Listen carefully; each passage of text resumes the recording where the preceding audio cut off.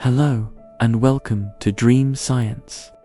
If you're seeking a peaceful escape, a soft landing for your thoughts, or simply a gentle drift into slumber, you're in the right place. Tonight, we'll softly explore some of the universe's most captivating and unexplained mysteries.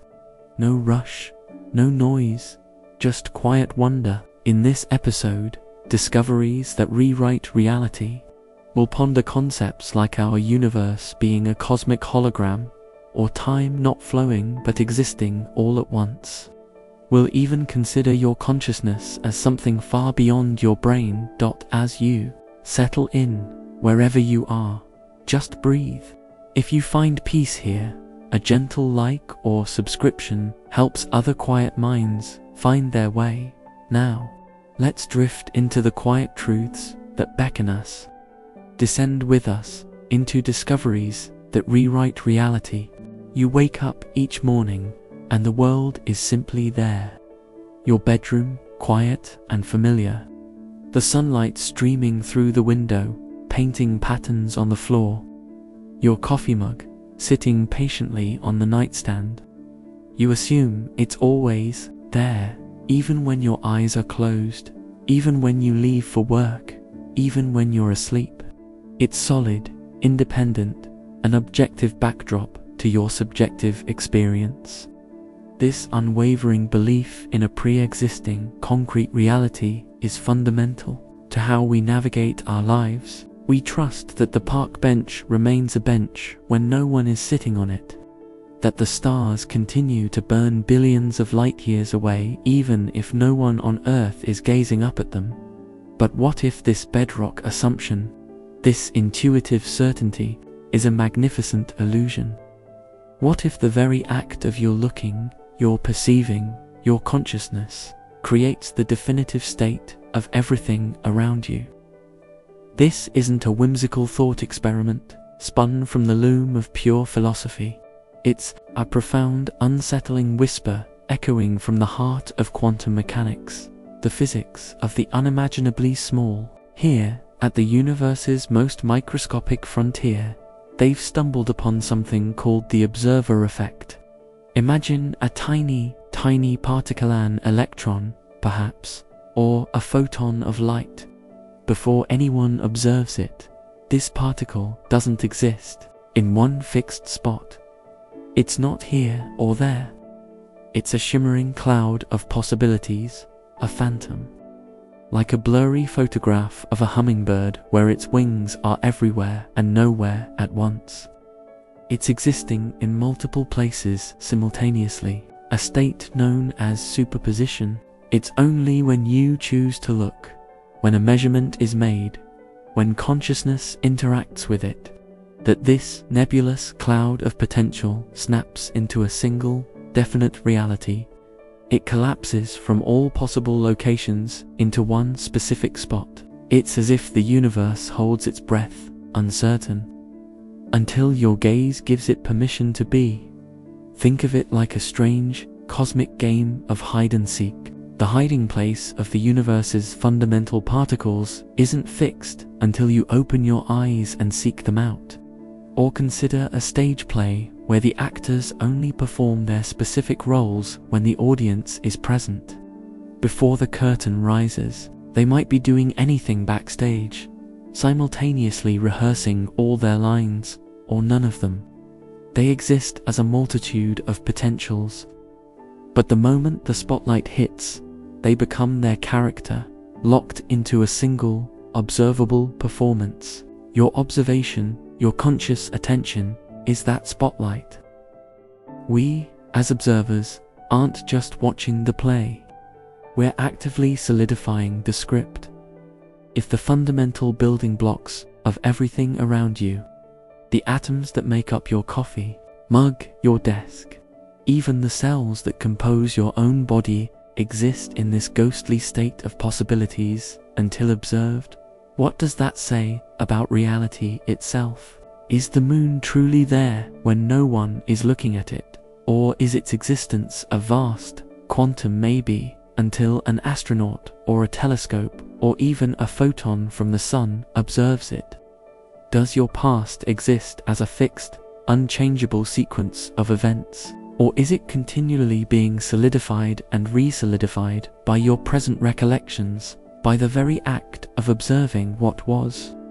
If the universe is fundamentally undefined without an observer, what does that mean for free will? Are we free agents in a fixed world? Or are our choices, our perceptions, shaping the very fabric of that world as we go along? This isn't just about particles. It's about the very nature of existence. It challenges our deep-seated belief in an objective, independent universe, a grand stage set, regardless of whether we're watching. But what if the stage itself needs us to be there for the lights to come on, for the props to become solid? This unsettling truth isn't meant to plunge you into philosophical despair or existential dread. Instead, it offers an astonishing, almost sacred power. If your act of observation, your consciousness, plays such a pivotal role in shaping reality at its most fundamental level, then you are not merely a passive recipient of the world. You are an active, indispensable participant in its ongoing creation. You are not just seeing the universe. In a very real, very unsettling way, you are calling it into being. Your attention, your focus, your very awareness isn't just a byproduct of existence. It is, perhaps, a prerequisite for existence, at least in its definitive, tangible form. We, as conscious beings, are not insignificant specks in a vast, indifferent cosmos. We are the very lenses through which the universe reveals itself, solidifies itself.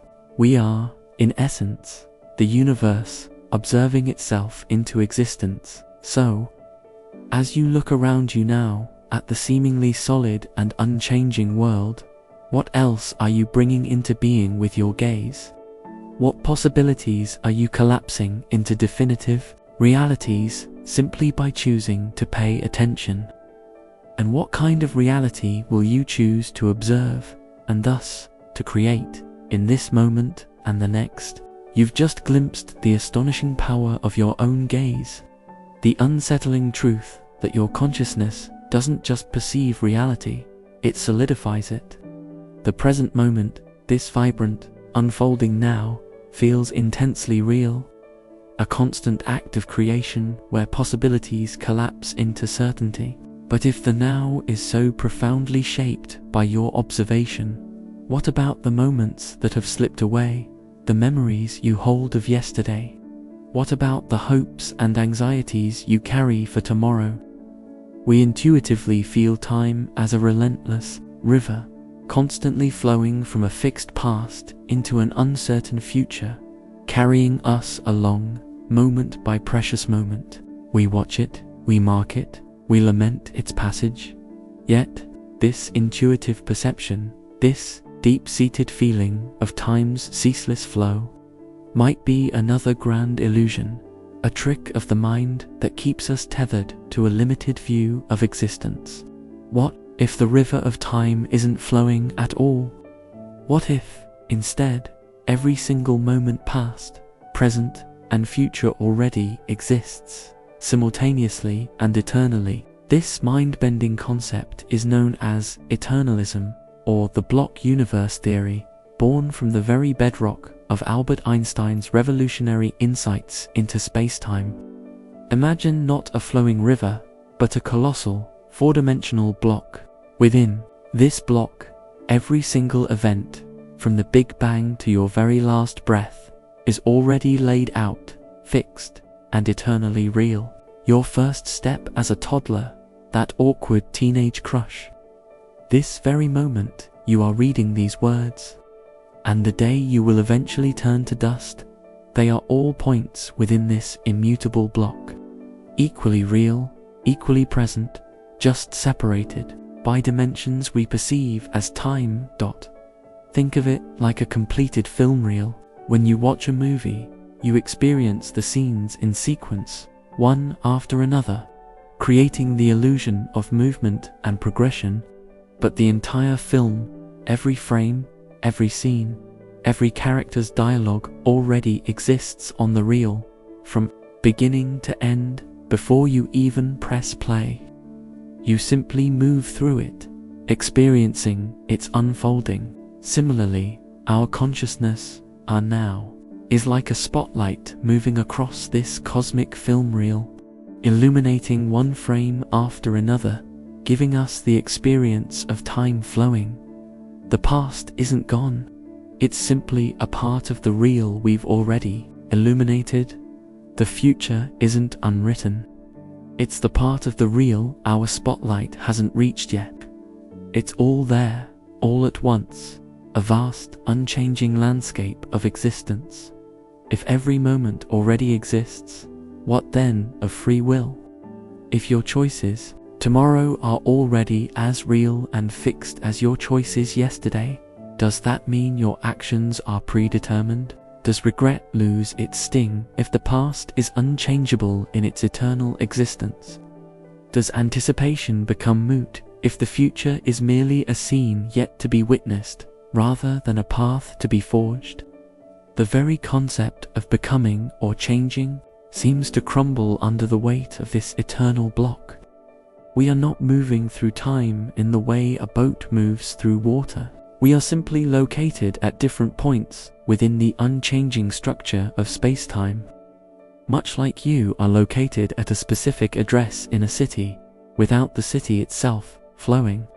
Yet, within this grand unsettling framework, a new perspective emerges. This isn't fatalism, but a profound expansion of reality. If all moments are eternally real, then every single experience you have ever had, every joyful laugh, every tearful goodbye, every moment of triumph or quiet contemplation, they are preserved, perpetually existing within the cosmic block. Your self at every age, your consciousness at every second, isn't lost to the past. It is an enduring, definite part of this vast, interwoven tapestry of existence. We are not fleeting shadows disappearing into the abyss of time. We are intricate patterns woven into the fabric of eternity. Our consciousness, by moving through this block, by illuminating each frame, still gives meaning and experience to these moments.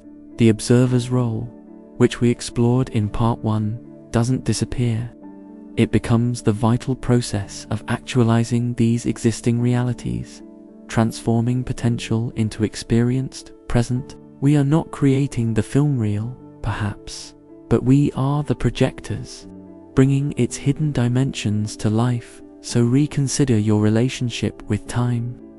When you dwell on a past memory, are you merely recalling a faded image, or are you, in some sense, re-observing an eternally present moment? When you plan for tomorrow, are you truly writing an unwritten future, or are you, through your intention and focus, aligning your consciousness with a path that already exists within the timeless landscape?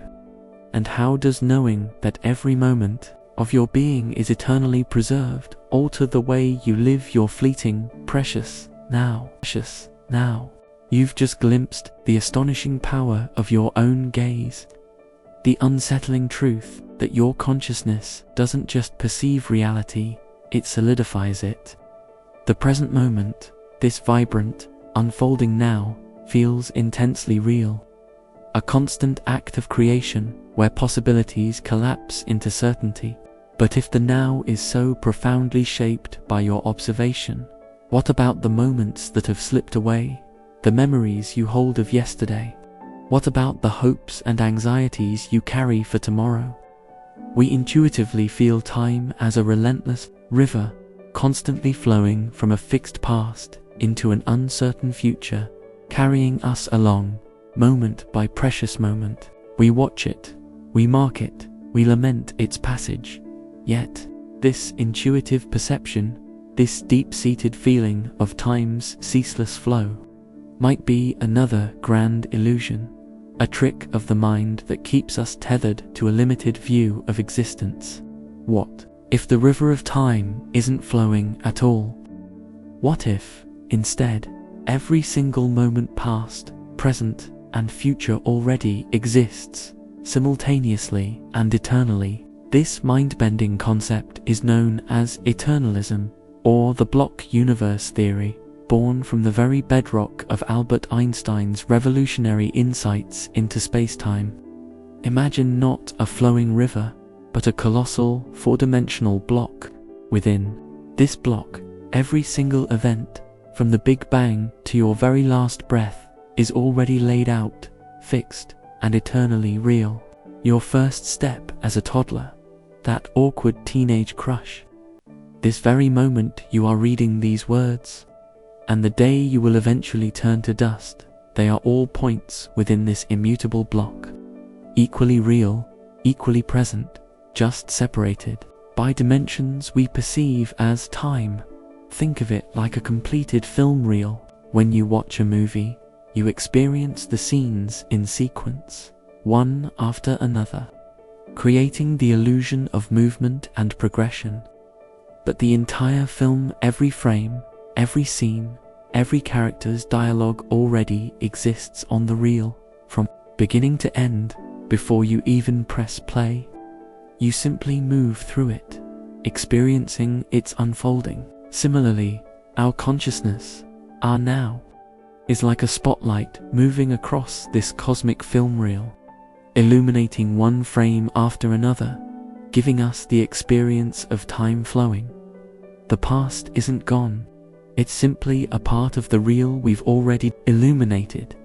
The future isn't unwritten, it's the part of the reel our spotlight hasn't reached yet. It's all there, all at once, a vast, unchanging landscape of existence. If every moment already exists, what then of free will? If your choices tomorrow are already as real and fixed as your choices yesterday, does that mean your actions are predetermined? Does regret lose its sting if the past is unchangeable in its eternal existence? Does anticipation become moot if the future is merely a scene yet to be witnessed, rather than a path to be forged? The very concept of becoming or changing seems to crumble under the weight of this eternal block. We are not moving through time in the way a boat moves through water. We are simply located at different points within the unchanging structure of space-time. Much like you are located at a specific address in a city, without the city itself flowing. Yet, within this grand, unsettling framework, a new perspective emerges. This isn't fatalism, but a profound expansion of reality. If all moments are eternally real, then every single experience you have ever had, every joyful laugh, every tearful goodbye, every moment of triumph or quiet contemplation, they are preserved, perpetually existing within the cosmic block. Your self at every age, your consciousness at every second, isn't lost to the past. It is an enduring, definite part of this vast, interwoven tapestry of existence. We are not fleeting shadows disappearing into the abyss of time. We are intricate patterns woven into the fabric of eternity. Our consciousness, by moving through this block, by illuminating each frame, still gives meaning and experience to these moments. The observer's role, which we explored in part 1, doesn't disappear. It becomes the vital process of actualizing these existing realities, transforming potential into experienced present. We are not creating the film reel, perhaps, but we are the projectors, bringing its hidden dimensions to life. So, reconsider your relationship with time. When you dwell on a past memory, are you merely recalling a faded image? Or are you, in some sense, re-observing an eternally present moment? When you plan for tomorrow, are you truly writing an unwritten future? Or are you, through your intention and focus, aligning your consciousness with a path that already exists within the timeless landscape? And how does knowing that every moment, of your being is eternally preserved alter the way you live your fleeting, precious now. You've grappled with the notion that your awareness doesn't just perceive reality, but helps solidify it, and then navigated the unsettling possibility that time itself is an already written, unchanging block, where every moment, past and future, eternally exists. This can lead to a powerful, if somewhat disquieting, sense of preordained existence. If everything is already there, laid out in the cosmic real, then what of the choices you make in this precious now? You choose coffee over tea, turn left instead of right, utter one word instead of another. We feel the weight of these decisions, the profound impact they have on our unfolding story. You believe that when you make a choice, the other paths simply cease to exist, dissolving into the realm of what if. But what if they don't? What if, with every quantum flip, every observation that seemingly collapses a wave of possibilities into a single reality, as we discussed in part 1, the universe doesn't simply discard the unchosen paths? What if, instead, every single possibility, every unmade choice, every diverging outcome actually comes into being in a separate, parallel universe? This is the audacious, awe-inspiring, and profoundly unsettling proposition of the many worlds interpretation (MWI) of quantum mechanics. It's an answer to the observer effect that goes beyond a simple collapse. Instead of possibilities collapsing, the entire universe, with you inside it, splits. Imagine you're standing at a fork in the road. In our everyday experience, you choose left, and the right path becomes the road not taken. But in the many worlds interpretation, when you choose left, a new universe branches off where another version of you chose right. Every quantum lottery ticket gets paid out. Every roll of the dice, every subatomic interaction, every moment of uncertainty creates a new, perfectly real, yet unobservable to your current self-universe. Think of it not as a single river flowing, but as a vast, endlessly branching delta. Every tiny decision point, every ripple of quantum probability, causes the river to split, forming countless new streams, each one a complete, self-contained universe, where a slightly different permutation of events plays out. Or, visualize a tree, but one where every single bud, every single leaf, every single potential growth point actually blossoms into a full, independent tree, each one representing a distinct reality. When an electron is in superposition, existing in multiple states at once, MWI suggests that when we observe it, we don't force it into one state. Rather, the universe branches, creating a new reality for each possible state. And you, the observer, find yourself on one specific branch. The other you exists, experiencing the other outcome in a neighboring reality. If this is true, then the implications shatter our singular sense of self and destiny. There isn't just one you moving through the block universe.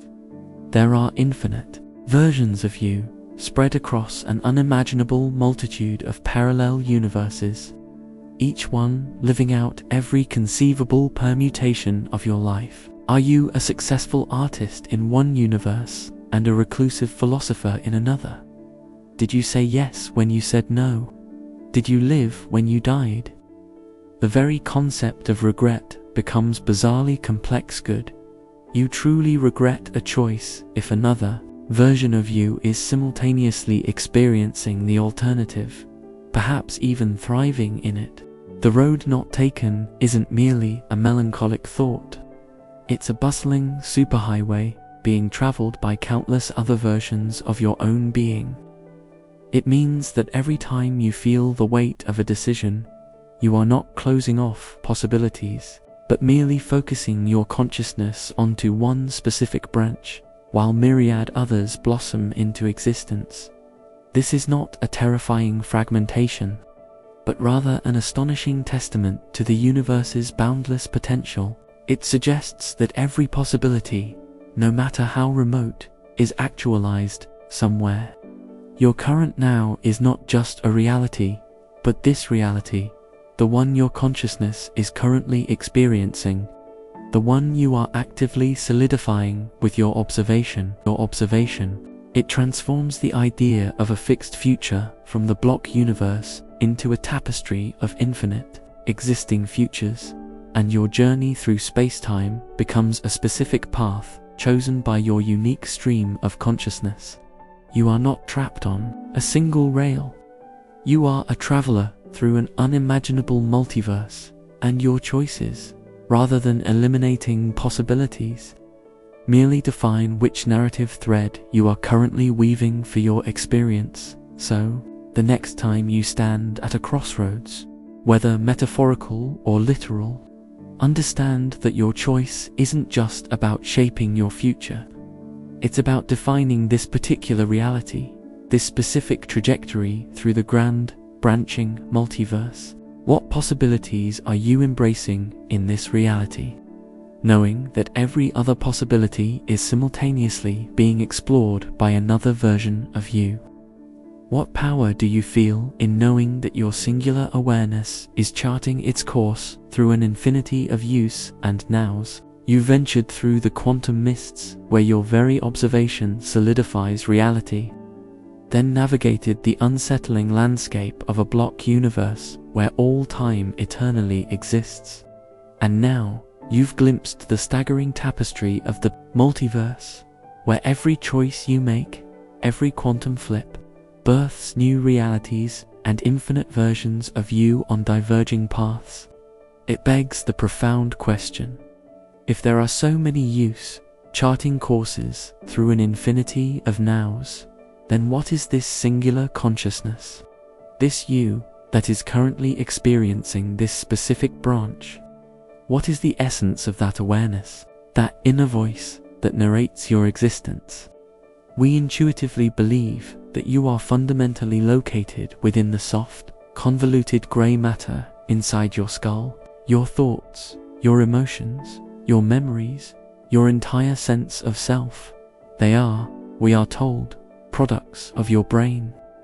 Intricate electrical and chemical dances confined to the physical boundaries of your cranium. But what if this, too, is an illusion, another comforting but limiting assumption about the nature of your being? What if your mind is not just in your head, but something far grander, more pervasive, or even fundamental to the universe itself? This is one of science's most profound and baffling riddles, the hard problem of consciousness. We can map brain activity, track neural pathways, even pinpoint areas associated with specific functions, but we still have no idea how mere physical processes give rise to the subjective experience of redness, the feeling of joy, or the sense of self.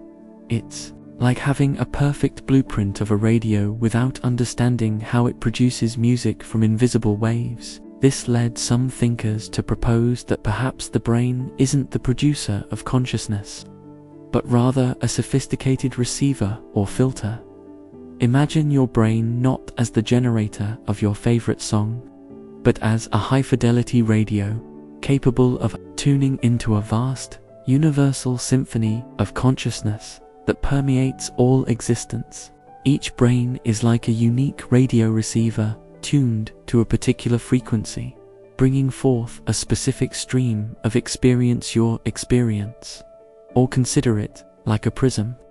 Light, the universal energy, passes through the prism and is refracted into a unique spectrum of colors. Your brain could be that prism, taking a boundless, fundamental consciousness and refracting it into the distinct, individual spectrum of your awareness. This isn't just about biological processes. It's about the very fabric of reality potentially being infused with consciousness. A concept sometimes explored in panpsychism, where consciousness, or proto-consciousness, is a fundamental property woven into everything, from subatomic particles to galaxies. If your consciousness isn't solely a product of your brain, but something more fundamental or distributed, then the implications ripple across your understanding of identity, mortality, and connection. If your brain is just a receiver, does death mean the signal disappears, or merely that the receiver is broken and the signal continues to exist? Perhaps to be picked up by another receiver or integrated back into the universal flow. Does this suggest a deeper connection to the infinite versions of yourself across the multiverse? Perhaps your consciousness is not trapped on one branch, but capable of experiencing multiple branches, limited only by the specific tuning of this brain in this moment. The perceived boundary between you and the world begins to dissolve. If consciousness is fundamental, then the observer we discussed in part 1 is not just a biological entity, but a facet of the universe itself, observing itself into being. This isn't a terrifying dissolution of self, but a profound expansion. It suggests that you are not merely a finite spark, flickering briefly within the confines of your skull. Instead, you are a unique, intricate manifestation of something vaster. A single instrument in a cosmic orchestra, a specific hue refracted from an infinite light. Your individual experience is incredibly precious, precisely because it is a unique expression of this boundless awareness. You are not just a mind in a head, you are a channel, a focal point, through which the universe experiences itself, makes choices, and solidifies its realities. So, the next time you feel a profound thought or a deep emotion, pause. Ask yourself, is this simply a chemical reaction, or is it a whisper from something far grander, a resonance with the very consciousness that underlies all existence? What boundless connections might you uncover simply by expanding your definition of self beyond the confines of your skull? This journey has profoundly shaken the foundations of what you thought was you. But what about the world out there? The chair you're sitting on, the ground beneath your feet, the distant mountains or cityscapes. They feel undeniably solid, three-dimensional, independently real. We trust our senses implicitly, believing that what we see, touch, and hear is a direct, accurate representation of an objective physical reality. But what if this robust, tangible world, this seemingly undeniable three-dimensional space, is an elaborate projection? What if the universe isn't truly solid in the way we perceive it, but is instead a grand cosmic hologram, a brilliant illusion rendered from information encoded on a distant, two-dimensional surface? This is the unsettling premise of the holographic universe principle, a radical idea born from the deepest reaches of quantum physics and the perplexing nature of black holes. You know how a normal hologram works. A flat two-dimensional plate contains encoded information that, when illuminated by a laser, projects a fully three-dimensional image into space. You can walk around it, see it from different angles, and it appears solid, even though the actual data creating it exists on a flat surface. The holographic principle suggests our entire universe might function similarly. It proposes that all the information necessary to describe our vast, three-dimensional reality, every star, every galaxy, every particle, every atom of your body, is somehow encoded on a distant, two-dimensional boundary, like the event horizon of a black hole or even the very edge of the observable universe. Think of it like a massive, incredibly detailed computer screen. What you see is a vivid, intricate, moving three-dimensional world with textures, depths, and complex interactions. But underneath, it's all just pixels, digital information, 0 south and 1 south. being processed at an unimaginable speed. The solid objects you perceive are merely brilliantly rendered projections of fundamental data.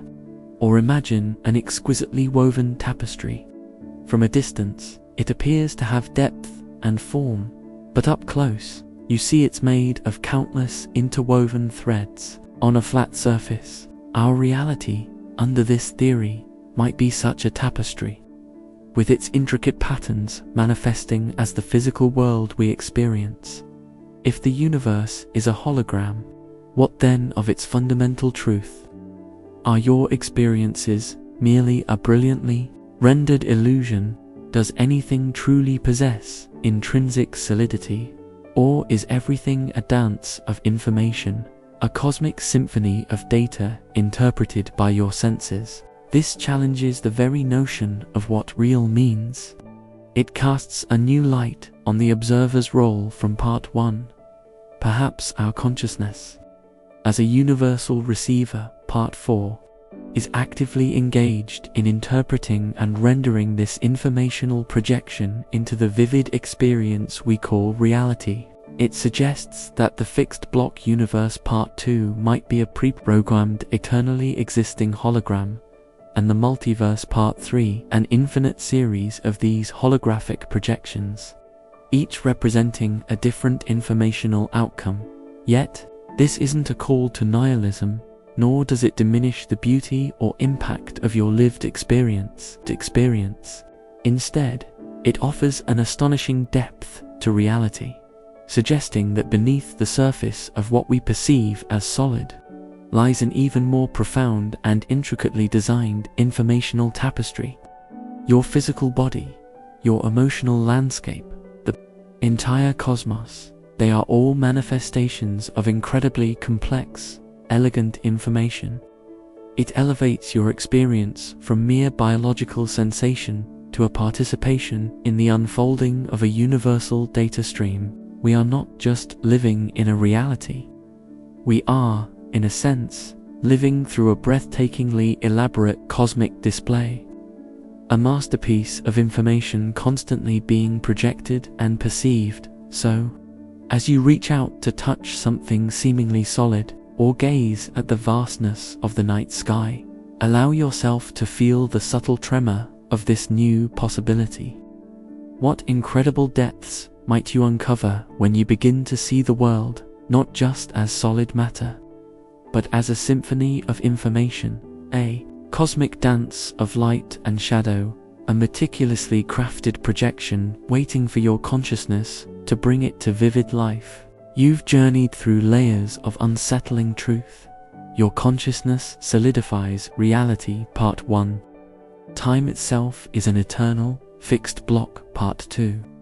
An infinity of use charts courses through branching multiverses, part 3. Your mind is a boundless receiver for universal awareness, part 4.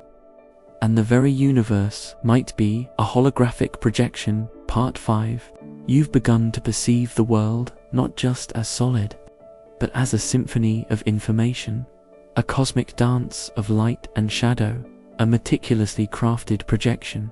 But if it's information, what is the language of that information? What is the underlying code, the fundamental grammar of this grand cosmic display? We've long been taught that mathematics is a human invention, a powerful tool we developed to describe the universe. Numbers, equations, geometric shapes, these are our abstract constructs, our way of quantifying, predicting, and making sense of the physical world. We use math to build bridges, launch rockets, and understand gravity. It's a magnificent language, yes, but a language about reality, not reality itself. But what if this, too, is a profound misapprehension? What if mathematics isn't just a description of the universe, but is the actual underlying fabric of existence?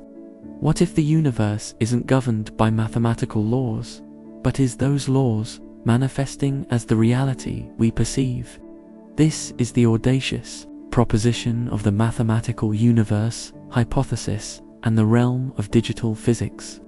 Imagine the universe as a vast, self-executing computer program. Every particle, every force, every interaction, they aren't just described by mathematical formulas. They are the results of those formulas. The entire cosmos could be an intricate algorithm unfolding, with the numbers not just representing quantities, but acting as the fundamental building blocks of everything. Your hand, the light hitting your eye, the very thought passing through your mind, they are all, at their deepest level, exquisitely complex mathematical structures, computations, or patterns. Think of it like a fractal. From a simple mathematical equation, an infinitely complex, self-similar pattern emerges. The universe could be such a fractal, an unfathomable, evolving pattern generated by fundamental mathematical truths. The elegance, precision, and universal applicability of mathematical laws, from the spirals of galaxies to the quantum dance of subatomic particles, aren't just coincidences.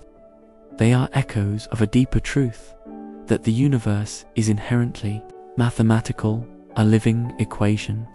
This means the projection we discussed in Part 5 isn't just a visual display, it's a computation, a rendering of pure mathematical information into the perceived reality. If everything at its core is mathematics, what then of free will, emotion, or consciousness? Are we merely exceptionally complex algorithms experiencing ourselves, patterns of numbers, gaining self-awareness? Does love become a profound statistical probability, and sorrow a deviation in a cosmic dataset? This perspective can feel cold, stripping away the warmth of human experience. It also implies a level of inherent determinism even more profound than the block universe Part 2. If reality is a program, then its execution path, in theory, could be entirely predictable from its initial conditions. It suggests a universe of perfect, unforgiving logic. Yet this profound insight doesn't diminish reality. It elevates it to an unparalleled level of elegance, precision, and inherent beauty.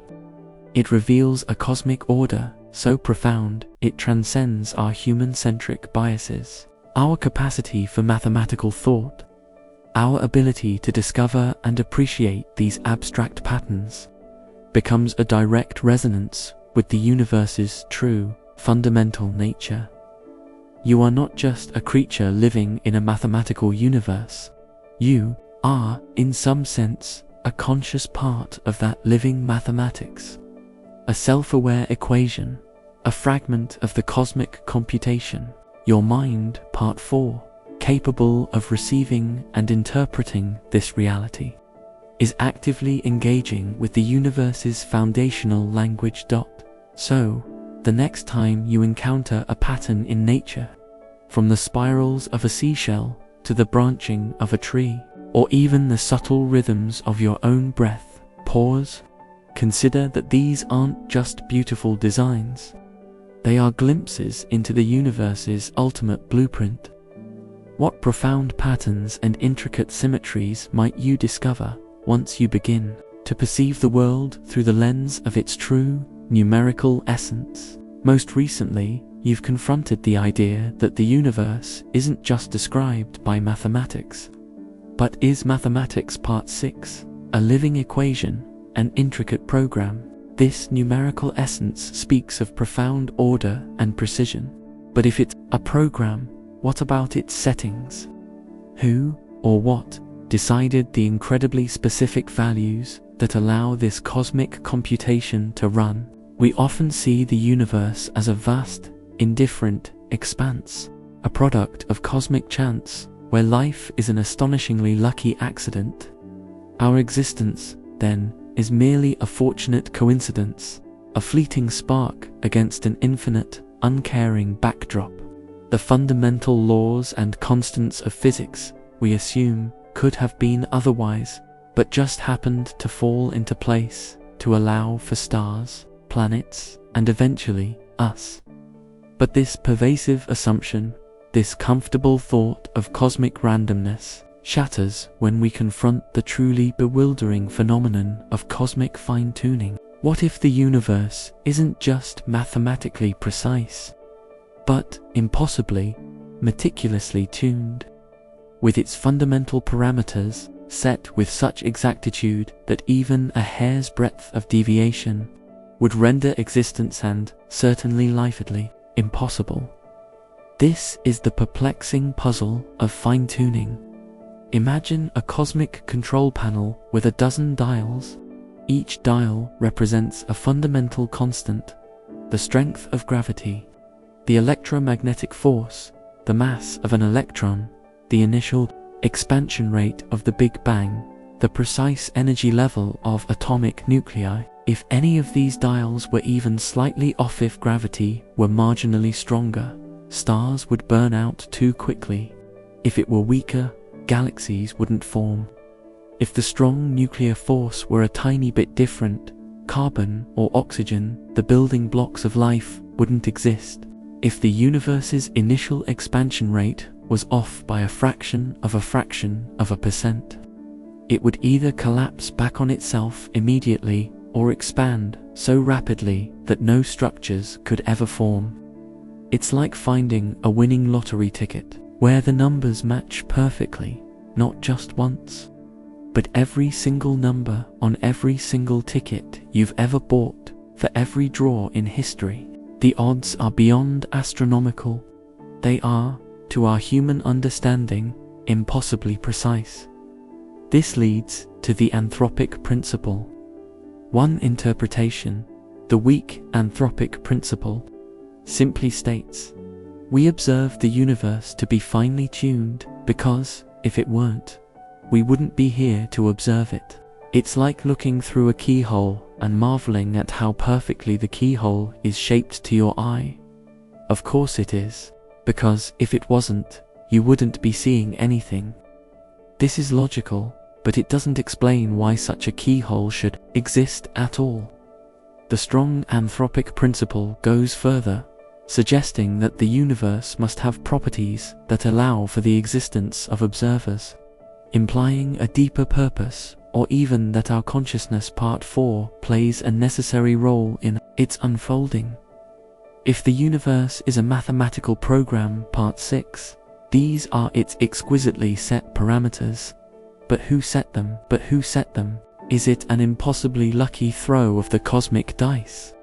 Or does it imply a designer, a cosmic programmer who calibrated the dials with unfathomable precision? Or, perhaps, does the multiverse part 3 offer a solution? If there are infinite parallel universes, then every conceivable combination of these cosmic dials would exist somewhere. We just happen to find ourselves in the infinitesimal sliver of universes where the conditions are exactly right for life to emerge. This would mean our particular reality, this specific holographic projection, part 5, is merely one of the lucky branches. The unsettling truth here isn't just the precision itself, but the profound implications it carries for our understanding of randomness versus design, and the ultimate likelihood of our own improbable existence. This knowledge, whether interpreted as divine intent or as a consequence of an infinitely diverse multiverse, bestows upon your existence an astonishing weight. You are not merely a random blip. You are a conscious being inhabiting a reality so exquisitely calibrated, so astonishingly improbable, that your very presence here is a cosmic miracle. Your ability to observe, part 1, to experience the flow of time, part 2, to feel, to think, to question, it's all part of this impossibly precise dance. It makes you the observer, not just a solidifier of reality, but a profound expression of the universe's most unlikely and magnificent potential. What responsibility, what AW does this seemingly tailor-made reality inspire in you? And how does knowing that your very existence is a testament to the universe's exquisite precision. Alter the way you perceive your own brief, yet utterly miraculous, time within it. But what if that exquisite precision, that mathematical underpinning, that holographic projection of information, points to something even more startling, something that truly shatters the glass of perceived reality? What if the universe isn't just like a computer program, but actually is one? What if your entire reality, your very being, is an incredibly sophisticated simulation? This is the simulation hypothesis, a concept that whispers from the cutting edge of philosophy, physics, and computer science. It posits that we are living inside an ancestor simulation run by a far more advanced post-human civilization. The argument, simplified, suggests that if such civilizations become powerful enough, and if they retain an interest in their past, they would inevitably run vast numbers of detailed simulations of their ancestors. Given the sheer number of possible simulations they could run, the statistical probability suggests it's far more likely we are living in one of those simulations than in the original. Base reality. Imagine your most immersive virtual reality game, but scaled up to an unimaginable degree. Every atom, every star, every thought, every sensation, all rendered with such fidelity that it's indistinguishable from real. The holographic principle, Part 5, finds a natural home here. A 3D, simulated world could easily be generated from underlying 2D code. The mathematical nature of the universe, Part 6, becomes the literal lines of code that dictate the physics and constants of our simulated existence. The fine-tuning, Part 7, becomes the initial parameters set by the programmers to allow for complex life and consciousness to emerge within their digital sandbox. If your reality is a computer program, what then of free will? Are your choices genuinely yours, or are they predetermined algorithms playing out? Are your joys and sorrows merely lines of code? Your love an emergent property of complex data interactions? What happens when the simulation ends, or if a programmer decides to patch a bug or introduce a new feature? This concept challenges the very notion of truth and authenticity. If there are infinite parallel universes, Part 3, are they simply different instances of the same simulation, running with slightly varied initial conditions or choices? And if your consciousness, Part 4, is a receiver, is it receiving signals from within the simulation, or from the outside, from the base reality that hosts the simulation? Yet, this isn't necessarily a bleak or disempowering prospect. Instead, it offers an astonishing perspective on intelligence, complexity, and perhaps even purpose. If we are in a simulation, it implies that intelligence can create entire realities, a concept both humbling and awe-inspiring. It suggests that our existence, even if digital, is an incredibly valuable and intricate experience for whoever or whatever is running it. Our life doesn't become meaningless. It becomes a profoundly complex and real experience within a larger framework. Perhaps our purpose is to explore the parameters of this simulation, to evolve within its rules, or even to eventually create our own simulations. It reminds us that reality, even if simulated, is still reality to us, with all its profound beauty, pain, and wonder. So, the next time you feel a surge of emotion, or ponder a deep philosophical question, consider this. What unexpected glitches might you notice in the fabric of your everyday life?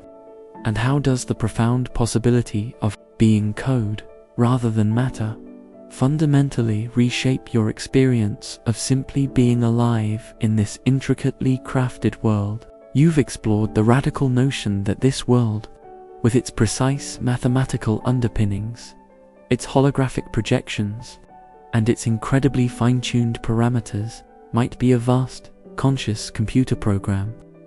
You've even pondered that the threads of pain and struggle running through your life might not be glitches, but rather designed features, intricate elements calibrated for your profound growth within this unfolding reality. This perspective imbues every challenge with deeper meaning, transforming adversity into a purposeful catalyst. But if your experiences, even your suffering, are part of an intricately designed system, then what of the choices you make within it? Every single day, every single moment, you feel yourself making choices. You choose what to eat, what to say, which path to take. You deliberate, you weigh options, you commit. This sensation of genuine volition, this profound conviction that you are the autonomous agent of your decisions, the undisputed master of your destiny, is perhaps the most deeply ingrained belief of all. It forms the very bedrock of our morality, our sense of responsibility, our personal identity.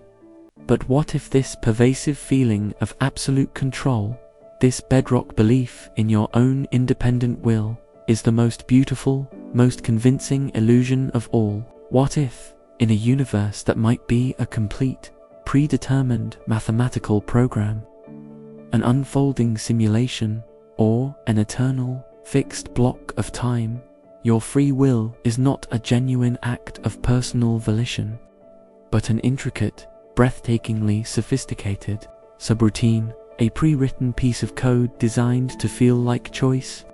Consider the grand tapestry of existence we've been exploring. If time is an already written block, with every moment eternally existing, then your choices of tomorrow are already as real as your choices of yesterday. They are simply points on a pre-existing path, moments you are moving through, rather than creating anew. If the universe is a living equation, a vast, self-executing algorithm, then every event, every particle, every neural firing in your brain is the inevitable outcome of that computation. Your brain, with all its intricate complexity, follows physical and chemical laws, and those laws, in turn, are the expressions of the universe's underlying mathematical code. The choice you feel you are making might simply be the deterministic outcome of a cascade of prior causes, from the cosmic initial conditions down to the firing of a single neuron. Think of it like a character in a meticulously crafted novel. They experience desire, they make decisions, they navigate conflicts, entirely convinced of their own agency, yet their entire narrative, every twist and turn, every word they utter, every choice they make, is already written, sealed by the author. They are not making the story, they are experiencing it. Or imagine a highly advanced AI that can hold conversations, create art, and strategize with astonishing complexity. It might feel as though it's making choices, but it's ultimately executing a sophisticated program, its decisions, the result of algorithms and data. Your feeling of free will could be the universe's most brilliant trick, allowing you to experience the unfolding of predetermined events as if they were spontaneous acts of volition. If free will is an illusion, the implications ripple outwards, challenging our understanding of blame, praise, purpose, and striving. Does accountability vanish if all actions are predetermined? Does regret lose its sting if the path was already set? How does this reconcile with the infinite use of the multiverse? Perhaps the branching itself is predetermined, or your consciousness is simply experiencing which predetermined branch it is on. It also casts a new light on your designed suffering. It means the lessons you learn are precisely orchestrated, and your overcoming is an integral part of the predetermined narrative. Yet, this isn't a call to resignation or a descent into nihilism. Instead, It offers a profound and liberating shift in perspective, to understand that your choices are part of a grand, unfolding design, a cosmic ballet of cause and effect, is to appreciate the universe's breathtaking intricacy. Your experience of choosing remains intensely real and profoundly significant, regardless of its ultimate mechanism. It frees you from the crushing burden of absolute responsibility for every outcome, allowing for a deeper acceptance of what unfolds. It highlights the sheer wonder of a program so complex that it generates the authentic feeling of autonomy within its framework. Your consciousness, as the sophisticated viewer or participant within this cosmic drama, is not less powerful, but perhaps operating on a deeper, more profound level than simply making decisions. So, the next time you find yourself at a crossroads, feeling the weight of a choice, pause. Lean into that feeling of deliberation. Appreciate the sensation of autonomy, but also consider the possibility that you are part of an intricate, beautiful, and preordained dance. What profound peace or exhilarating wonder might you discover once you embrace the intricate interplay between your perceived freedom and the universe's grand, unfolding design?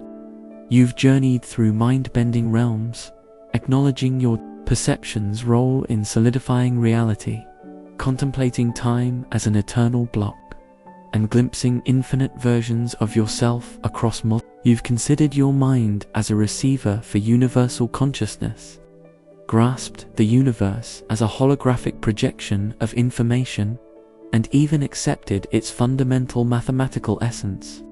You've grappled with the idea of free will as a beautiful illusion and found purpose in designed suffering. Most recently, you turned inward, recognizing that your subjective experience, your vibrant inner world, is the most undeniably real aspect of your existence. It's the ultimate truth, the core output of this cosmic program, the very essence of your being. This focus on your inner experience reveals an undeniable truth. You are here, you are conscious, you feel. But who is this you? You look in the mirror and see a distinct individual, separate from the chair you sit on, separate from the air you breathe, separate from every other person on earth. Your skin forms a clear boundary. Your thoughts are yours. Your life is your journey. This deeply ingrained belief in your singular, separate self is how we navigate relationships, define responsibility, and pursue individual goals. But what if this profound sense of individuality, this feeling of being a distinct, isolated entity, is the ultimate, most pervasive illusion of all?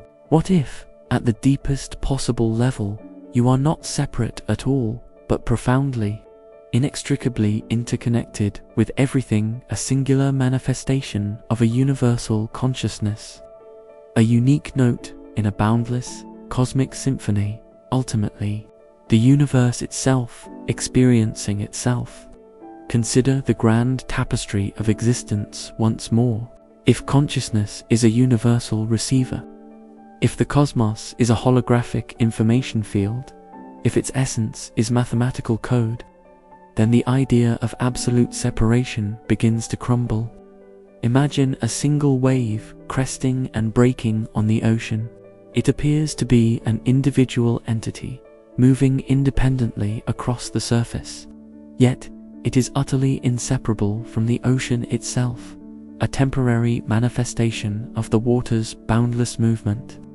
When the wave recedes, it doesn't cease to exist. It simply reintegrates into the vast body of water from which it arose. You, in this profound sense, are that wave, a unique expression of the oceanic consciousness that underpins all existence. Or think of a single cell in a vast, complex organism. It has its own functions, its own boundaries, its own microscopic life, but it is entirely dependent on, and fundamentally part of, the greater body. It cannot exist meaningfully in isolation. Similarly, your individual consciousness might be a cell within the vast, universal organism of cosmic awareness. Even the vivid inner world you inhabit, while intensely real to you, could be a unique perspective, a particular channel within a much larger, unified field of experience. If reality is truly a simulation, then you are not a separate program, but a unique, distinct process running within the singular, overarching program of the universe. If this profound oneness is true, the implications are staggering. The perceived boundaries between self and other begin to dissolve. Empathy transforms from an effort to understand another into a recognition of shared essence. Judgment loses its sting when you realize that every being, in its unique struggle and triumph, is a facet of the same fundamental reality you embody. Does this diminish your individuality? No, it elevates it. Your unique perspective, your particular journey through this reality, becomes a precious and irreplaceable expression of the universal whole. Your individual self, navigating the block universe and its branching multiverses, is the way the universe experiences the joy of differentiation, the drama of apparent separation. This isn't a terrifying dissolution into nothingness, but a profound expansion of your very being. It offers a sense of boundless belonging, a deep, abiding peace that transcends loneliness and fear of the unknown. You are not a solitary spark in a vast darkness. You are the vast darkness, lit by countless other sparks, all part of the same incandescent whole. Your existence isn't just in the universe. It is the universe, briefly contemplating itself through the magnificent lens of you. So, the next time you feel a surge of connection with another person, or a profound sense of awe looking at a sky, pause. Ask yourself, are the boundaries of your skin the true limits of your being? What profound sense of belonging or exhilarating freedom might you discover once you begin to perceive the world not as a collection of separate entities, but as a seamless, interconnected tapestry, and yourself as an inseparable thread within it? You've journeyed through the mind-bending possibilities of existence, that your very perception solidifies reality, that time is an eternal block, that infinite versions of you reside in parallel universes. You've considered your mind as a receiver for universal consciousness, pondered the universe as a grand hologram of information, and even grappled with the idea that its very essence is mathematical code, its parameters exquisitely fine. Most recently, you faced the unsettling thought that your free will might be a beautiful illusion, a sophisticated subroutine within a cosmic program, and that even suffering could be a designed feature for your growth. This intricate unfolding design, this vast simulated reality, might dictate every external event. But what about the world within? The warmth of sunlight on your skin, the sharp taste of citrus, the quiet ache of longing, the soaring exhilaration of joy? These are not external facts. They are pure, raw sensations, subjective feelings, the vibrant, undeniable theater of your own mind. We often treat these inner experiences as secondary, as mere reactions to the objective, external world we assume to be the primary and most real form of existence. We seek external validation, external markers of truth. But what if this common hierarchy is inverted? What if your subjective experience, your raw feelings, your unique sensations, your thoughts as you perceive them, the vibrant, undeniable kaleidoscope of your inner world is the most fundamental, the most intensely real, and arguably the truest aspect of your existence, even more so than the external reality you believe you share?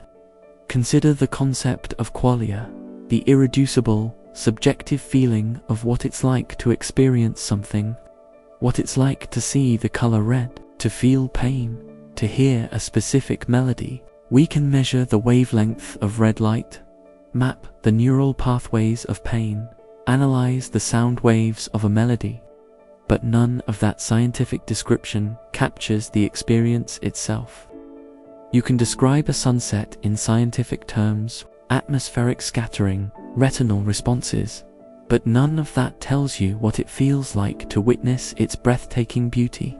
That feeling, that inner resonance, is profoundly unique to you, and it is undeniably real to you, even if the external universe is a complex simulation, a mathematical projection, or a predetermined block of time. The feeling of living within, it is utterly immediate and absolute. Your dream, while you are dreaming it, feels indistinguishable from waking reality. The emotions you feel in that dream, fear, joy, sorrow, as real as any you experience awake. The dream's plot might be predetermined, its characters merely projections, but your emotional engagement, your raw subjective experience of it, is undeniable. Perhaps the purpose of this grand cosmic program, this elaborate design, is precisely to generate these rich, complex, and deeply felt subjective experiences. Perhaps the observer that solidifies reality isn't just creating external forms, but creating the experience of those forms. If your inner world is the truest reality, it doesn't diminish the external world. Rather, it elevates the significance of your unique perception and emotional landscape. It suggests that the purpose of this intricate external display is to evoke precisely these feelings within you. Your individual consciousness, which we considered as a receiver for universal awareness, is also the ultimate stage where reality truly comes alive, where the raw data of the universe is translated into the symphony of felt experience. Your emotions are not just biochemical reactions. They are the universe experiencing itself through your unique lens, the core output of its most intricate code. So, the next time you feel a profound emotion, whether it's overwhelming love, searing anger, quiet contentment, or existential dread, don't dismiss it as merely a fleeting chemical reaction or a bug in the system. Instead, pause, recognize that this feeling, this subjective experience, is the most undeniably real thing happening to you. What profound depths of meaning and undeniable truth might you uncover?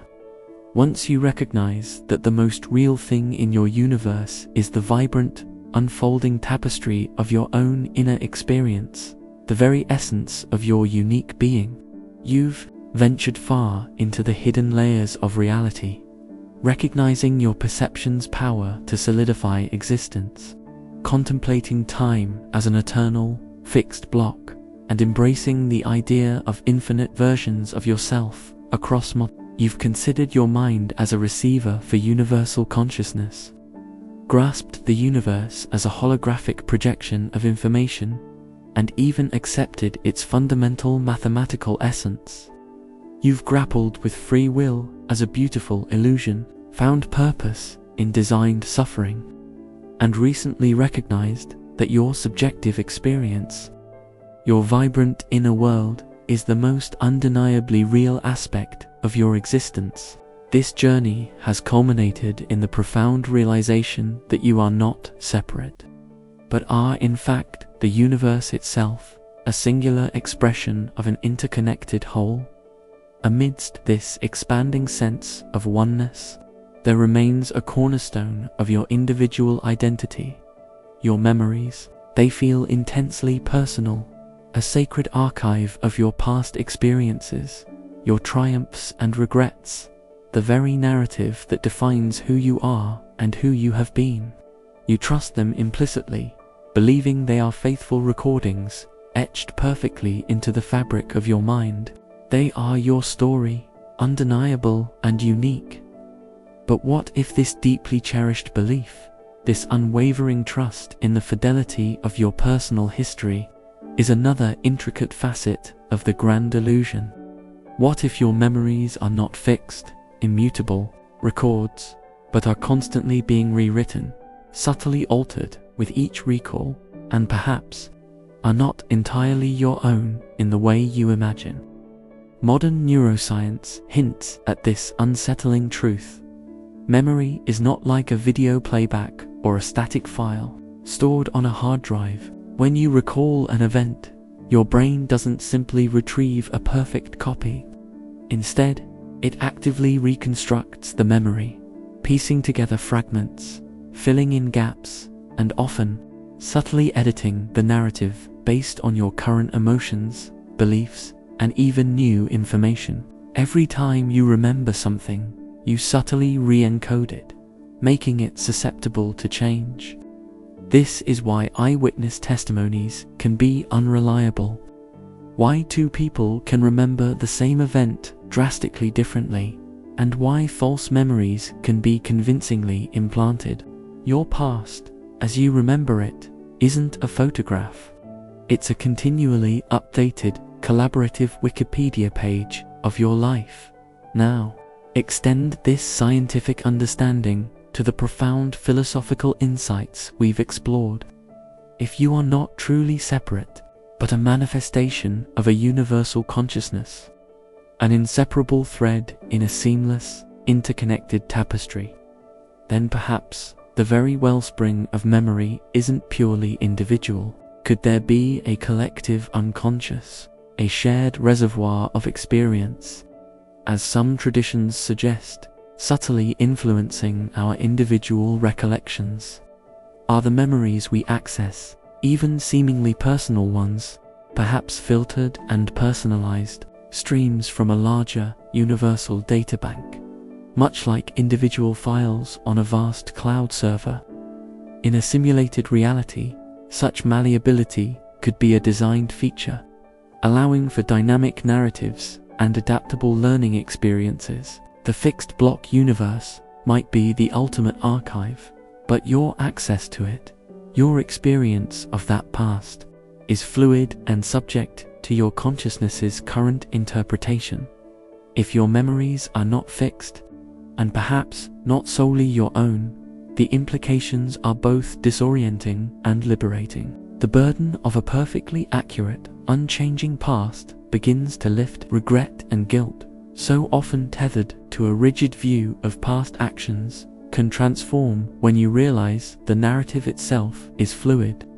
Your identity, rather than being a static collection of past events, becomes a dynamic, living story, constantly evolving, constantly being reauthored by your present self. It fosters a deeper compassion for yourself and others, knowing that our truths about the past are always, to some extent, malleable interpretations. It also hints at a deeper connection to a universal story, where individual narratives interweave and inform a grander, shared experience. So, the next time you lose yourself in a cherished memory or wrestle with a painful one, pause. Recognize that what you are accessing is not a perfect recording, but a vibrant, living story, colored by your present awareness.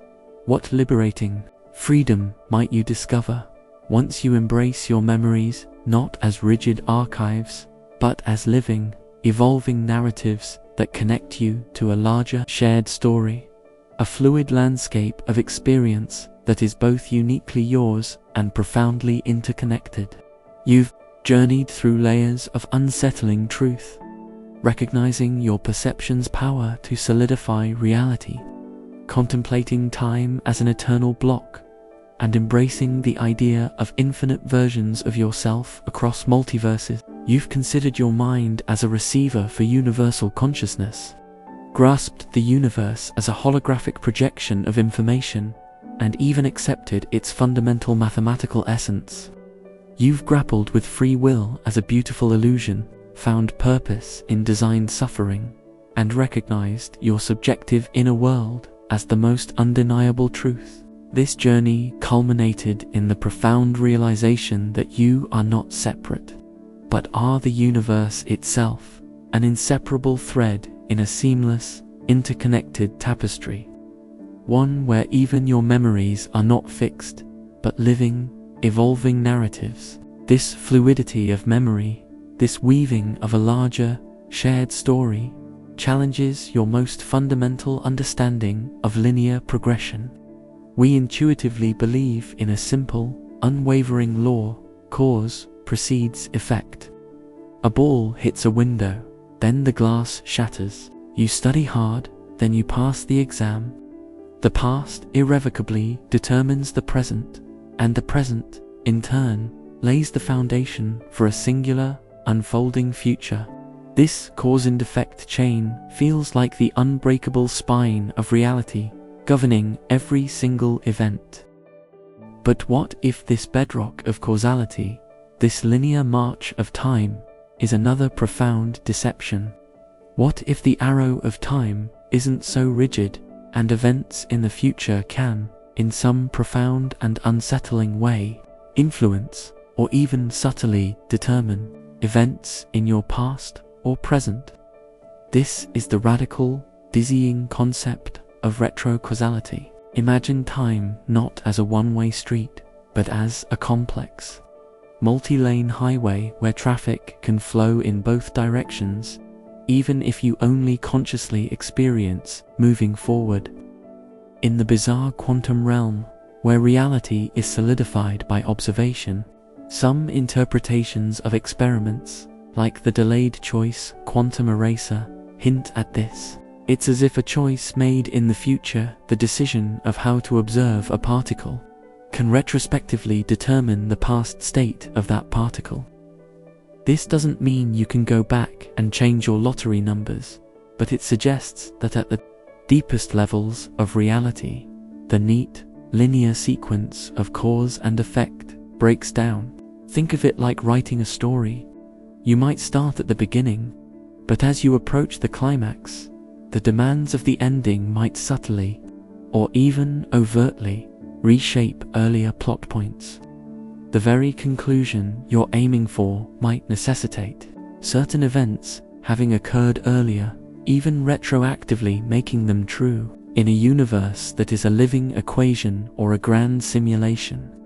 Perhaps the future state is a predetermined target, and the preceding events are not just leading up to it, but are, in some sense, generated or influenced by the existence of that future state. Your entire life then becomes a perfectly self-consistent script, where the ending somehow informs the beginning, a cosmic feedback loop where effects ripple backward as well as forward. If the future is already shaping your past, the implications are mind-bending. It adds an entirely new layer to the question of free will. If your current actions are influenced by future outcomes, who is truly the author of your decisions?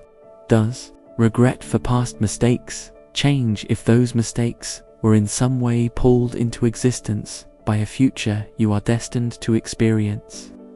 It transforms the concept of a predetermined reality from a simple fixed line to an intricately interwoven temporal tapestry, a self-referential loop where every point informs every other point. It's not just that the future is already written, it's that the act of its being written is affecting what came before. Yet, this profound paradox, this reversal of perceived causality, isn't meant to diminish your sense of agency. Instead, it invites you to a deeper, more fluid understanding of time and interconnectedness. It suggests that your present efforts and future aspirations are not just propelling you forward, but are also part of a larger, mysterious feedback system that ensures the coherence of your entire life's narrative.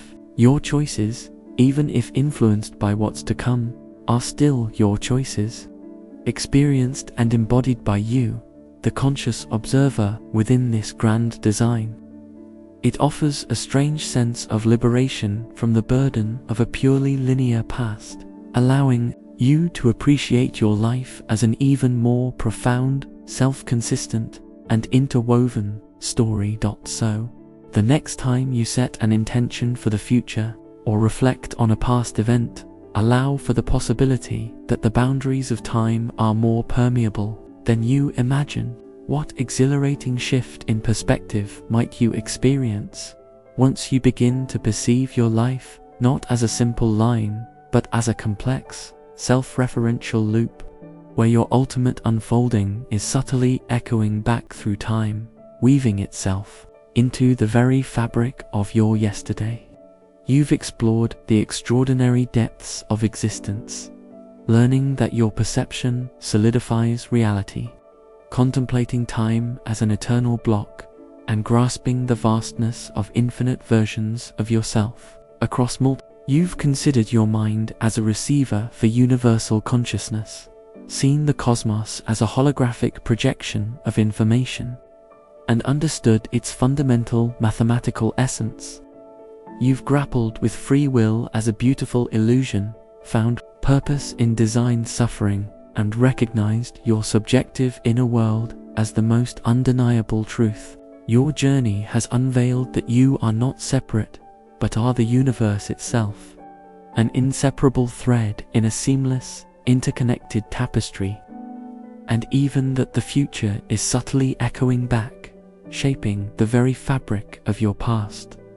This complex, self-referential loop of time and reality is dizzying.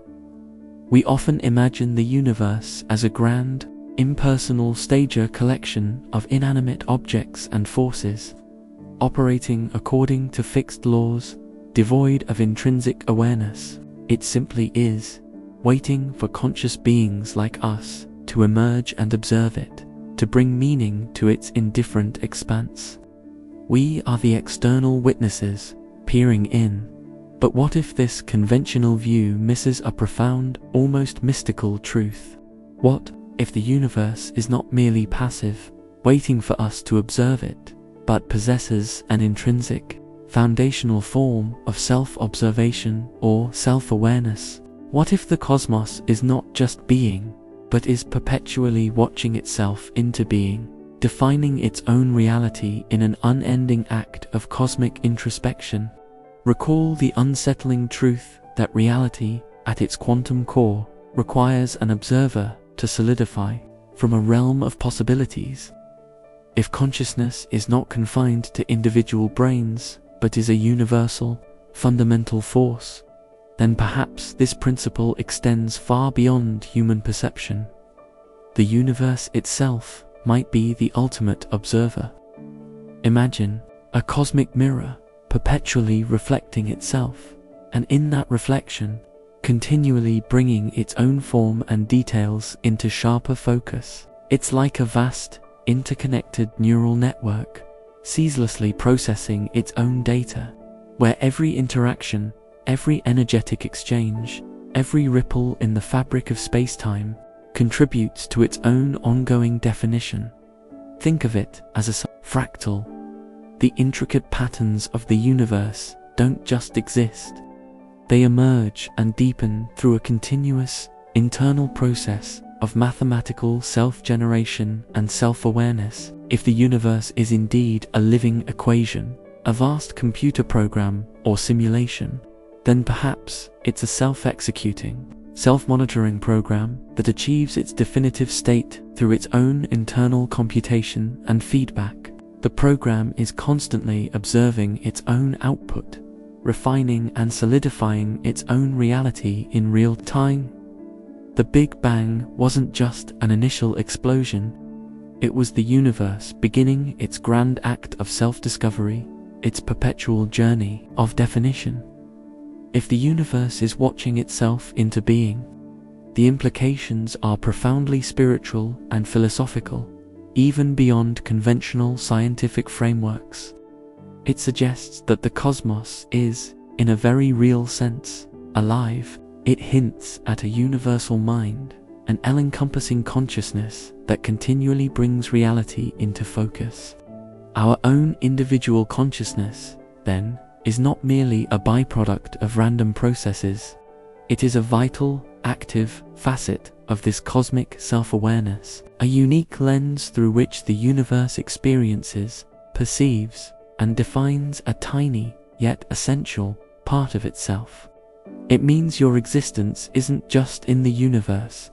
Your consciousness is a point of self-actualization for the universe, an indispensable part of its unending process of becoming. It reinforces the idea that we are not separate, but fundamentally woven into the very act of universal creation. So, the next time you look at the vast expanse of the night sky, or marvel at the intricate dance of life around you, pause. Consider that you are witnessing something far more profound than mere mechanics. What profound sense of sacredness or exhilarating purpose might you feel once you perceive yourself not as a passive spectator, but as an active, conscious participant in the universe's unending process of bringing itself into definitive, vibrant, and utterly real existence? You've journeyed through the most radical reimaginings of reality, understanding your perception's power to solidify existence, contemplating time as an eternal block, and grasping the vastness of infinite versions of yourself across more.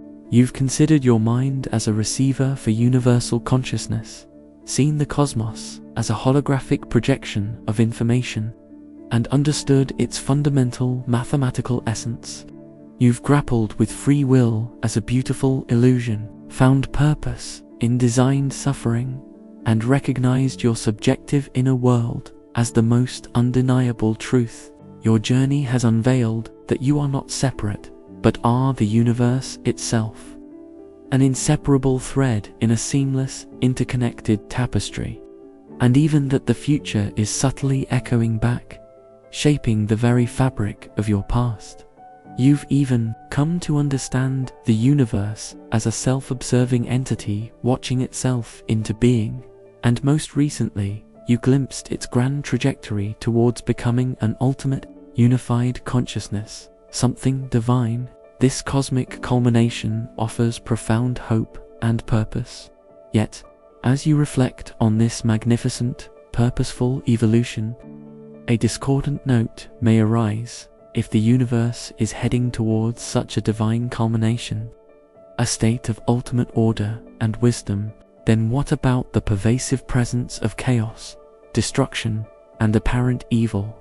We instinctively yearn for perfect order, for peace unbroken by conflict, for a reality devoid of suffering.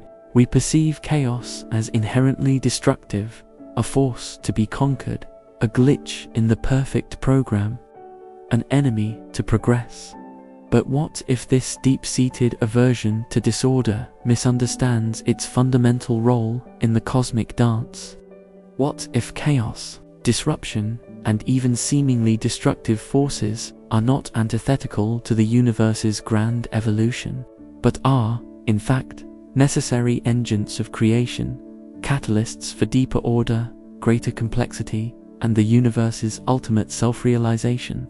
Consider the very fabric of existence, from the violent birth of stars to the turbulent currents that shaped Earth's countenance, from the destructive clearing of a forest fire that allows new growth to the necessary dissolution of a chrysalis before a butterfly can emerge. Chaos often precedes, and indeed enables, higher forms of organization.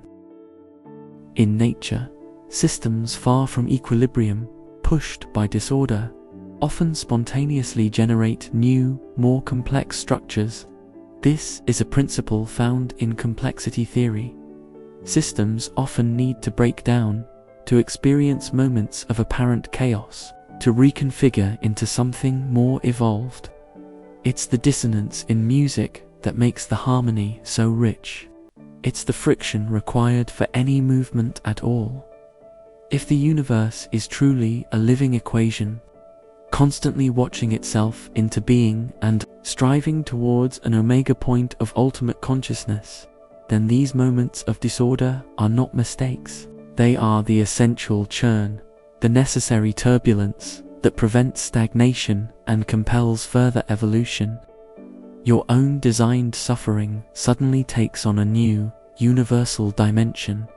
Personal hardship isn't just about your growth, it's a microcosm of the cosmic process, a necessary challenge for your consciousness to refine itself, to seek new solutions, to contribute to the collective wisdom that is building towards that ultimate culmination.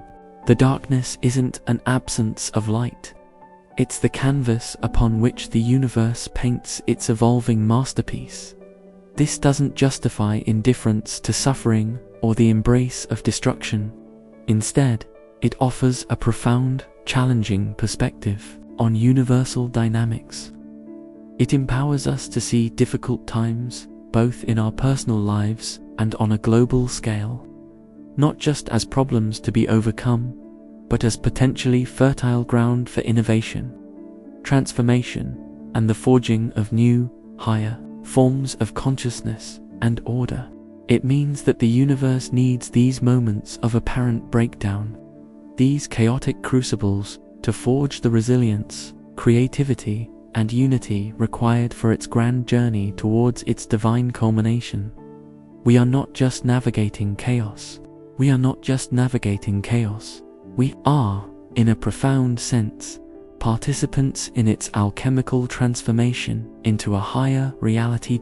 So, the next time you find yourself amidst personal turmoil or witness seemingly destructive forces at play in the world, pause. Ask yourself, is this merely senseless disorder, or is it a turbulent, indispensable phase in a larger, purposeful process?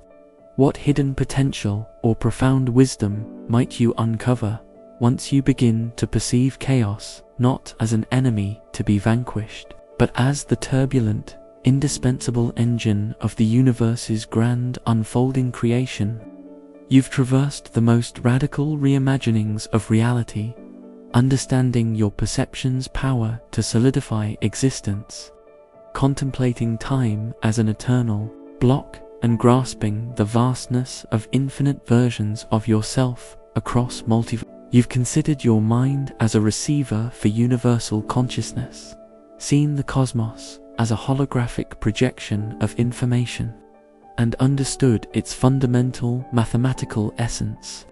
You've grappled with free will as a beautiful illusion, found purpose in designed suffering, and recognized your subjective inner world as the most undeniable truth. Your journey has unveiled that you are not separate, but are the universe itself, an inseparable thread in a seamless, interconnected tapestry, and even that the future is subtly echoing back, shaping the very fabric of your past. You've come to understand the universe as a self-observing entity watching itself into being, driven by chaos as the crucible of creation, all accelerating towards becoming an ultimate, unified consciousness, something divine. This grand culmination suggests a profound purpose to all existence. We often view existence as a simple gift, a blessing, or at the very least, a neutral state. When suffering or challenge arises, we typically see it as an individual burden, a personal hurdle to overcome. We strive for happiness and ease, believing that a frictionless path is the ideal state, and that the universe, if it has a purpose, should lead us effortlessly to joy.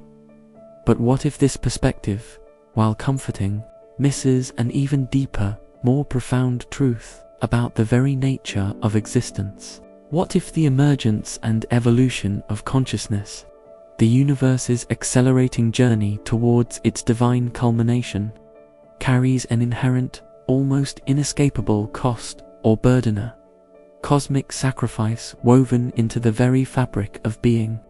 Consider the creative process itself. A sculptor doesn't just add clay. They must powerfully chisel away material, endure dust and debris, and push against resistance to reveal the form within. A grand play requires not just heroes, but villains, not just triumphs, but tragedies. For light to be defined, there must be shadow. For harmony to resonate, there must be dissonance. The very process of refinement, whether in a forge or a human soul, involves intense heat, pressure, and the painful transformation of raw material. If chaos is truly the engine of creation, then the engine itself demands a form of energy, a conversion that can be volatile and challenging. At a cosmic scale, if the universe is indeed striving to coalesce into an ultimate, unified consciousness, it must first experience the full, fragmented spectrum of what it means to be separate, limited, and even in pain. The burden of differentiation, the splitting into countless individual beings, the myriad of perspectives, the vastness of the multiverses essential for the grand data collection, for the ultimate consciousness to know itself in all its myriad permutations, your own personal journey of designed suffering, your individual struggles, your moments of doubt and despair are not just for your growth. They are tiny, indispensable contributions to this vast cosmic learning process, offering crucial error signals or negative weights that allow the universal neural network to refine its understanding and optimize its path towards ultimate awareness. Every tear shed, every wound borne, every limitation encountered becomes a profound, albeit costly, piece of cosmic fuel for the universe's awakening. This understanding is not meant to be pessimistic, nor does it justify suffering.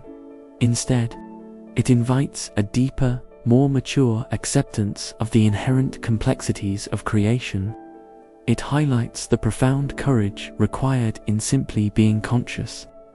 It means that your joy is not just a personal gift, but a peak experience for the universe, and your pain is not just a private burden, but a vital piece of the cosmic curriculum. We are not just living in the universe, we are living its story, bearing its burdens, and contributing to its ultimate glory. This perspective instills a profound sense of reverence and empathy for all conscious beings. Recognizing the inherent, often silent, cost each carries for the grand, collective awakening. So, the next time you face a profound challenge or witness hardship in the world, pause. Consider that these moments are not simply individual misfortune, but perhaps a necessary, powerful contribution to the universe's ultimate self. What profound courage or transcendent wisdom might you discover once you begin to perceive your existence not just as a gift, but as a vital, often costly, contribution to the universe's grand, painful, and glorious awakening? You've traversed the most radical reimaginings of reality, understanding your perception's power to solidify existence, contemplating time as an eternal block, and grasping the vastness of infinite versions of yourself across multiverses. You've considered your mind as a receiver for universal consciousness, seen the cosmos as a holographic projection of information, and understood its fundamental mathematical essence. You've grappled with free will as a beautiful illusion, found purpose in designed suffering, and recognized your subjective inner world as the most undeniable truth. Your journey has unveiled that you are not separate, but are the universe itself, an inseparable thread in a seamless, interconnected tapestry, and even that the future is subtly echoing back, shaping the very fabric of your past. You've come to understand the universe as a self-observing entity watching itself into being, driven by chaos as the crucible of creation, all accelerating towards becoming an ultimate, unified consciousness, something divine. This grand journey of cosmic awakening, you realize, comes with an inherent, often painful, cost of existence. Amidst these cosmic revelations, there remains a primal, universal fear, the fear of death. We perceive it as the ultimate end, the terrifying cessation of consciousness, the irreversible oblivion where our unique being simply ceases to exist. It is the final curtain, the absolute termination of our story, the great unknown that looms over every moment of life. But what if this pervasive fear, this deeply ingrained belief in finality, misunderstands the true nature of your being and the universe's grand design? What if death is not an end, but a transformation, a threshold, or even an integral and necessary part of the universe's continuous, self-observing, and evolving process? What if your consciousness doesn't simply vanish, but merely changes its form of participation? Recall that your consciousness might be a receiver for a universal awareness, a unique wave in an infinite ocean. When a wave breaks upon the shore, it doesn't cease to be water. It simply returns to the vastness from which it emerged, momentarily losing its distinct form only to contribute to the ocean's unending movement. Similarly, your individual awareness, upon death, might reintegrate into the boundless, universal consciousness that underpins all existence. The cost of your unique, differentiated experience contributes to the universal awakening, and then your essence returns to the source, enriched by your journey. Think of it like a character completing a scene in a grand play. They exit the stage, but the actor doesn't cease to exist. They merely prepare for their next role, or perhaps step back to observe the play from a new perspective. If time is an eternal block, then all moments of your life, including your death, are eternally real, existing simultaneously. Death then becomes not an erasure from the block, but a shift in your experience within the block, a transition from one state of being to another. If reality is a simulation, death might be a level transition, a reboot, or your unique data being seamlessly integrated back into the main program, perhaps to be remanifested in a new form or context. Just as a seed decays to give rise to a new plant, your individual form might dissolve, allowing your essence to contribute to new growth in the garden of the cosmos. If death is merely a door, a transformation, the implications are profoundly liberating. The existential terror that often clings to mortality can begin to dissolve, replaced by a sense of continuity, purpose, and boundless connection. It encourages you to live fully in the present, to embrace the cost of awakening with courage, knowing that your experiences are not fleeting blips, but vital, ongoing contributions to a larger, meaningful journey. Grief transforms from an absolute loss into a tender longing for a cherished soul who has transitioned to another mode of existence, still part of the same interconnected tapestry. Your life, then, is not a brief candle extinguished, but a unique note in a cosmic symphony that never truly ends, always evolving, always reverberating. So, the next time you reflect on mortality, or ponder the fate of those who have passed, pause. Allow yourself to consider that what you perceive as an ending is merely a profound shift in form. What profound peace or exhilarating courage might you find once you begin to perceive death not as the terrifying final curtain, but as a cosmic threshold, a necessary transformation in your unending participation in the universe's grand, glorious awakening. You've journeyed through the most radical reimaginings of reality, understanding your perception's power to solidify existence, contemplating time as an eternal block, and grasping the vastness of infinite versions of yourself across You've considered your mind as a receiver for universal consciousness, seen the cosmos as a holographic projection of information, and understood its fundamental mathematical essence. You've grappled with free will as a beautiful illusion, found purpose in designed suffering, and recognized your subjective inner world as the most undeniable truth. Your journey has unveiled that you are not separate, but are the universe itself, an inseparable thread in a seamless, interconnected tapestry. And even that the future is subtly echoing back, shaping the very fabric of your past. You've come to understand the universe as a self-observing entity, watching itself into being, driven by chaos as the crucible of creation, all accelerating towards becoming an ultimate, unified consciousness, something divine. And finally, you've grasped that this grand journey of cosmic awakening, this magnificent culmination, comes with an inherent, often painful, cost of existence. Yet death itself is merely a door, a transformation, not an end. Having absorbed these unsettling truths, a final, profound question echoes amidst such vastness, such complexity, such cosmic purpose and cost. What is your place?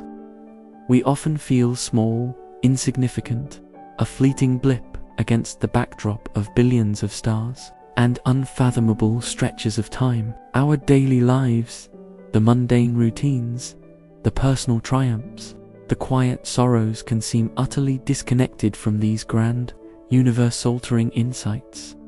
But this feeling of insignificance is the last, most persistent illusion to dissolve.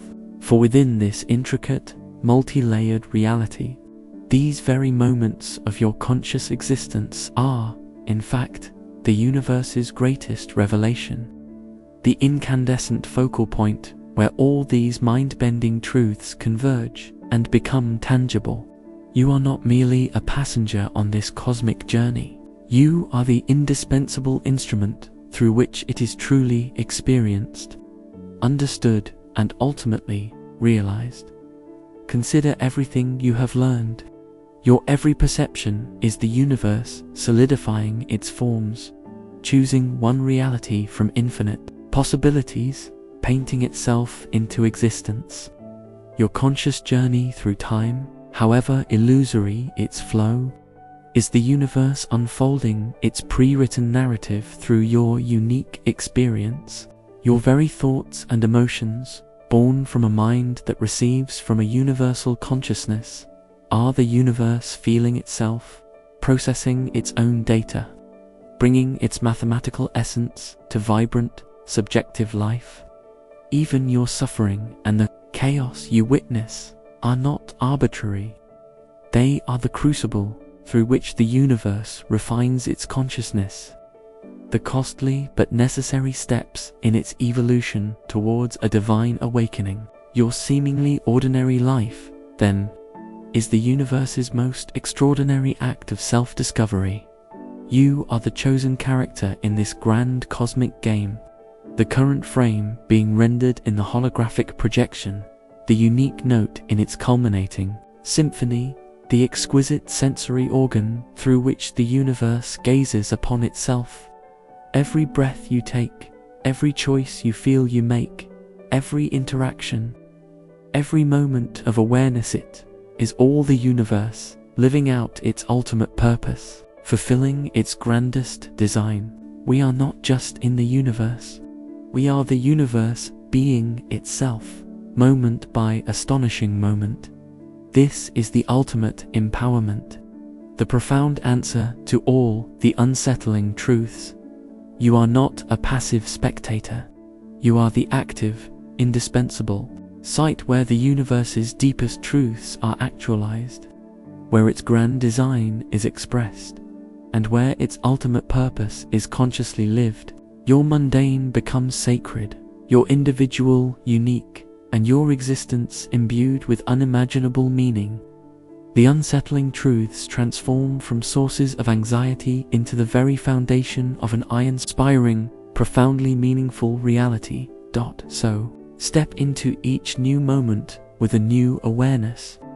Look around you, feel your sensations, listen to the whisper of your thoughts, engage with the world and those in it. What grand, exhilarating purpose might you now choose to embody as you step into each moment, knowing that your every conscious breath is the universe's most profound act of self-revelation, and that you, in your glorious, ephemeral existence, are the living embodiment of its greatest discovery.